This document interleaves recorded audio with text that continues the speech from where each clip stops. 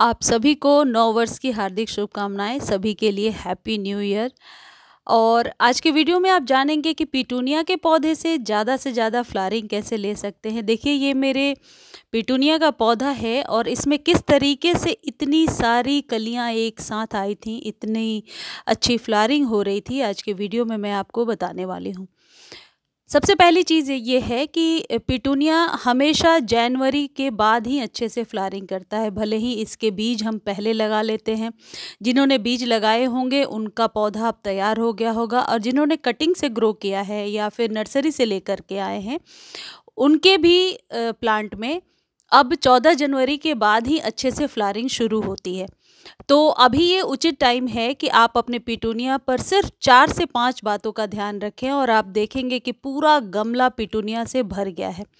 ये बहुत ही सुंदर सर्दियों का पौधा है। 20 रुपीज़ में अभी आपको नर्सरी पर मिल जाएगा। सबसे पहली चीज़ ये है कि इसको लगाने के लिए हमेशा आप 3 से लेकर 8 इंच के बीच के कंटेनर का ही चुनाव करेंगे। बहुत बड़े कंटेनर में ये पौधे चलते नहीं हैं। सर्दियों वाले जो पौधे होते हैं इनकी जो रूट्स होती हैं वो शैलो होती हैं, यानी कि मिट्टी के ऊपर ही रहती हैं। तो यदि ज़्यादा डीप कंटेनर में आपने लगा दिया तो ये पौधे मरने लगते हैं। तो पहली तो कंटेनर की बात हो गई। दूसरी चीज़ ये है कि यदि आप न्यू लगा रहे हैं, इस प्लांट को न्यू प्लांट लेकर के आ रहे हैं, तो किस तरीके के सॉइल मीडिया में आप इसे रेडी करेंगे ताकि ज़्यादा से ज़्यादा फ्लावरिंग ले पाएँ। ये दूसरी टिप है कि आप हमेशा 40% कंपोस्ट में 20% नीम की खली और बाकी के रेशियो में गार्डन सॉइल, आप चाहें तो 10% सैंड भी मिला सकते हैं। कंपोस्ट और नीम खली की मात्रा को सही रखना इसलिए ज़रूरी है क्योंकि इन पौधों में जितनी ज़्यादा फ्लावरिंग होगी उतना ही ज़्यादा पत्तियां सूखने और काले कीड़े का अटैक हो जाता है। तो नीम की जो खली है वो रूट्स के एक्सपेंशन में आपको मदद करेगी। देखिए, ये जो मेरे पिटूनिया का पौधा है पिछले 1-1.5 महीने से आप देख रहे होंगे लगातार फ्लावरिंग कर रहा है। तो पिटूनिया पर लगातार फूल खिलता रहे, ऐसा ना हो कि नर्सरी से लेकर के आए और फिर उसके बाद पौधा मरने लगे। इसलिए इस तरीके के सॉइल मीडिया में हम इसे लगाते हैं। अब दूसरी टिप ये है कि ज़्यादा से ज़्यादा फूल कैसे ले। देखिए, डेड हेडिंग जिसे बहुत ही इम्पॉर्टेंट एक रोल माना जाता है पिटूनिया में।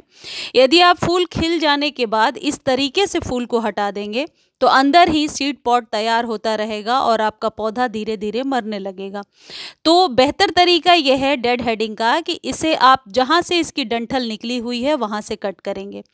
जितने भी सर्दियों के फूल होते हैं उसमें 80% फ्लावर लेने का यही तरीका होता है कि आप डेड हेडिंग करेंगे। देखिए, जैसे मैंने यहाँ से कट किया, यदि सिर्फ फूल हटा देंगे तो सीड पॉट तैयार होना शुरू हो जाएगा और फिर पौधा धीरे धीरे मैच्योर हो जाएगा। साथ ही साथ एक चीज़ और है, पिटूनिया के पत्ते भी बहुत ज़्यादा सूखते हैं, इसलिए पत्तों को हटाना और डेड हेडिंग करना बहुत ही ज़रूरी है। इससे पौधा साफ सुथरा रहेगा। अब पहचानेंगे कैसे कि कौन सा फूल खिल चुका है। देखिए, जो खिले हुए फूल होते हैं वो उनकी जो पत्तियां होती हैं वो फैली हुई नज़र आती हैं। अब देखिए, ये नर्सरी से जब मैं लाई थी तभी ऊपर से सिर्फ फ्लावर गिर गया था और मैंने इसको मैच्योर किया था आप लोगों को दिखाने के लिए कि किस तरीके का सीड पॉट बन के रेडी हो जाता है। देखिए, फूल गिरने के बाद सीड पॉट कुछ इस तरीके से बनता है। नीचे काले काले बीज हो जाते हैं। इन बीजों को यदि अभी आप ज़मीन में मिट्टी में डाल देंगे तो वापस ये रीग्रो हो जाएंगे। लेकिन क्योंकि अभी मार्च तक बीज आप ना लें और सिर्फ फ्लावरिंग लेते रहें तो ज़्यादा बेहतर होगा। तो इस तरीके से डेड हेडिंग बहुत ही इम्पॉर्टेंट रोल प्ले करता है। डेड हेडिंग यानी कि सूखे हुए फूल, खिल चुके फूलों को आप हटा दीजिए। सिर्फ फूलों को ना हटाएं बल्कि 2 इंच नीचे से कट करेंगे, तभी वहाँ से न्यू ब्रांच निकल करके आएगी। अब तीसरी चीज़ ये है कि पानी कितना देना है। देखिए, ओवर वाटर से पिटूनिया के पत्ते सूखेंगे भी और फिर जो है न्यू ब्रांच को लेने में बहुत दिक्कत होगी क्योंकि गलने लगता है। तो बेहतर तरीका यह है कि अभी सर्दियों में 1 दिन गैप करके पानी दें या फिर मिट्टी को चेक करके पानी दें। मिट्टी पहले आप चेक कर लें, यदि ऊपर से मिट्टी आपको हाथ से छूने पर कीचड़ सी मिट्टी आपके हाथ में लग रही है तो बिल्कुल भी पानी ना दें, क्योंकि कम पानी में भी ये पौधा अच्छे से सर्वाइव करता है क्योंकि वेल ड्रेन सॉइल में हम लगाए होते हैं। उसके बाद नेक्स्ट चीज़ ये है कि पिटूनिया को पूरे दिन के सनलाइट की ज़रूरत है। अभी जैसे कि सर्दियों का मौसम है, धूप कम निकल रहा है, तो पानी कम दीजिए, लेकिन जैसे ही धूप निकलना शुरू होगा इस पौधे में आप देखेंगे कि फ्लावरिंग शुरू हो गई है। देखिए ये जो पौधा है मेरा ऑलमोस्ट मरने लगा था और फिर इसको उसी खाद से मैंने ठीक किया है। वैसे तो पिटूनिया को कोई अलग से खाद देने की आपको ज़रूरत ज़्यादा नहीं पड़ती है, क्योंकि यही सीज़न है इन पौधों का और इस सीज़न में ये करते ही हैं फ्लावरिंग। देखिए मैं आपको मिट्टी चेक करके दिखा रही हूँ कि इस तरीके से मिट्टी में लम्प्स बन रहा हो, यानी मिट्टी बिल्कुल हाथों में लग रहा है, तो बिल्कुल भी आप पानी ना डालें, अदरवाइज़ आपका पौधा मरने लगेगा। अब यदि आपके पौधे में फंगस लग गया है, कई बार ऐसा होता है कि जब रूट्स नीचे मिट्टी में ब्रांचेस सटती हैं, यानी कि नीचे ब्रांचेस मिट्टी में लगती हैं, तो वहाँ से फंगस लगना शुरू हो जाता है। तो आप क्या करेंगे कि 1 चम्मच कोई भी शैम्पू या डिश वॉश सोप लिक्विड ले लीजिए और उसे पानी में डाल करके 1 लीटर या आधा लीटर पानी में डालिए और बहुत अच्छे से स्प्रे कर दीजिए। इससे आपके पौधे को कोई नुकसान नहीं होगा, लेकिन पौधा धुल जाएगा और फंगस फ्री हो जाएगा। पिटूनिया जितना ज़्यादा धूप में रहता है उतनी अच्छी फ्लावरिंग करता है। अब हम बात कर लेते हैं कि खाद कौन सी देनी है। देखिए 2-3 तरीके की खाद है जो पिटूनिया में बहुत अच्छे से असर करता है। एक तो शुरू में ही अभी आप 3 से 4 दाने डीएपी के दे देंगे। डीएपी बहुत बार मैंने आपको बताया है, बहुत आसानी से नर्सरी पर मिल जाता है। डीएपी के 3 से 4 दाने पिटूनिया पर न्यू ग्रोथ लेने में हेल्प करेगा और मिट्टी को एसिडिक भी बनाएगा।